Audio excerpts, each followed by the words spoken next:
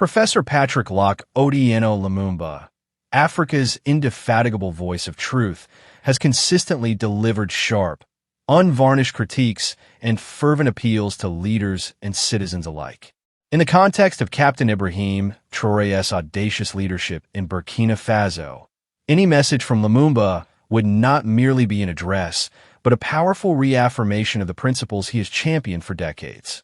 It would be a fearless message, indeed, challenging Traoré to remain steadfast, reminding him of the immense burden of expectation, and articulating the profound aspirations of a continent yearning for genuine liberation. Lumumba's message to Traoré would begin with a resonant validation of the spirit that propelled him to power. Captain Traoré, Lumumba might begin, his voice echoing with customary gravitas. The winds of change blowing across the Sahel are not mere gusts of political instability. They're the hurricanes of a continent reawakening.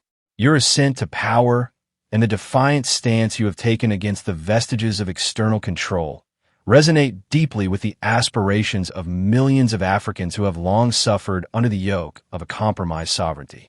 Your voice, your actions, have breathed a new sense of possibility into a region that felt forgotten and exploited. Lumumba would undoubtedly commend Traoré's decisive actions regarding Burkina Faso's natural resources. For too long, he would assert, Africa's wealth has been a curse rather than a blessing. Our gold, our diamonds, our rare earth minerals have enriched foreign treasuries while our people languish in poverty. Your insistence on controlling Burkina Faso's gold, on ensuring that the sweat and toil of your people directly benefit your nation, is not merely economic policy. It is an act of profound self-respect and economic liberation. Let this be an enduring standard for every African leader. Our resources are for our people, first and foremost. The message would then pivot to the critical issue of true independence and strategic autonomy. Lumumba has always been a fierce critic of neocolonialism and the continued military and economic dominance of former colonial powers. To Traoré, he would likely emphasize the presence of foreign military bases, the conditionalities of aid, the manipulative hands of external powers pulling strings in our internal affairs. These are the chains that bind us even after the flags of independence were raised. Your fearless decision to reclaim your nation's security architecture, to dictate your own terms of engagement with the world, sends a clear signal. Africa is no longer a theater for proxy wars nor a passive recipient of external agendas. We demand respect, and we shall forge partnerships based on mutual interest, not subservience. A significant part of Lumumba's fearless message would be a stern caution and an urgent call for internal vigilance. While applauding Traoré's anti-imperialist stance, Lumumba would remind him that external threats are often compounded by internal weaknesses. Captain Lumumba would likely intone, the greatest enemies of Africa often reside not in distant capitals, but within our own borders. Beware the insidious cancer of corruption that can hollow out even the most patriotic intentions. Fight it relentlessly, for a nation that cannot control its own finances will forever be vulnerable to external manipulation.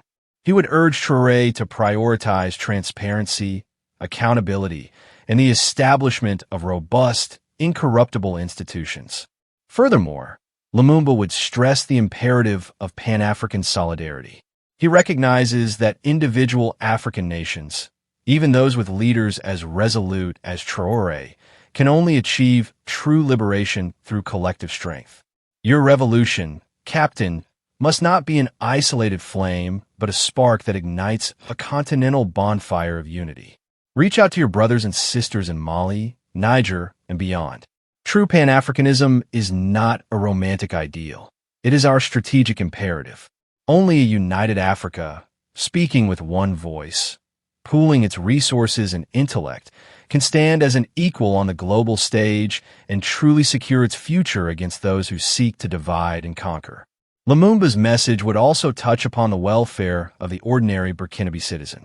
While grand gestures of sovereignty are vital, he would remind Traoré that the ultimate measure of a leader's success lies in the tangible improvements in the lives of his people. The promise of liberation, Captain, must translate into food on every table, security for every village, education for every child, and justice for every citizen. The youth, who look to you with hope, must see their aspirations reflected in concrete developments, not just in defiant rhetoric. Finally, Lumumba's fearless message would carry a heavy weight of responsibility and a plea for endurance. The path you have chosen, Captain, is fraught with immense challenges. You will face resistance, sabotage, and the relentless machinations of those who benefit from the status quo. Remain resolute. Do not betray the trust placed in you by your people. Be a leader of integrity, a beacon of courage, and a true son of Africa. The future of your nation, and indeed, the hopes of a struggling continent, rest upon your shoulders. May history judge you as a true liberator, not merely another transient figure on Africa's complex political stage.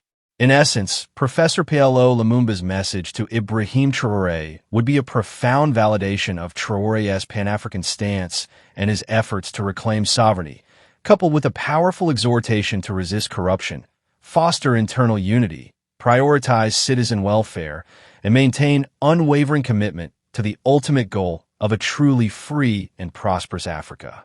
It would be a message born of deep love for the continent and an unyielding demand for its rightful place in the world.